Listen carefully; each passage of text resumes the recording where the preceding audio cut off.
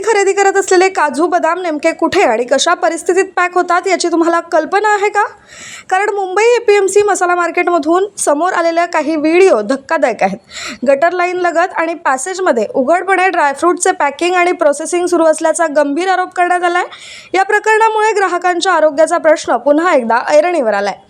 Mumbai APMC मसाला मार्केटमध्ये दररोज कोट्यवधी रुपयांचे ड्रायफ्रूट्सची उलाढाल होते.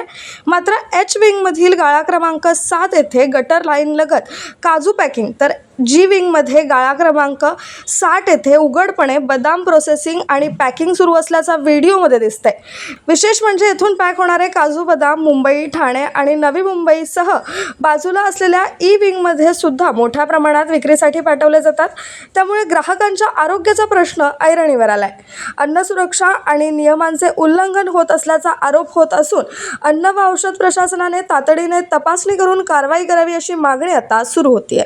मुंबई APMC मधील या व्हिडिओमुळे ड्रायफ्रूटच्या गुणवत्ता आणि सुरक्षेबाबत गंभीर प्रश्न निर्माण झालेत. आता FDA आणि APMC प्रशासन यावर काय कारवाई करते याकडे सर्वांचेच लक्ष लागले आहे. Bureau report APMC news.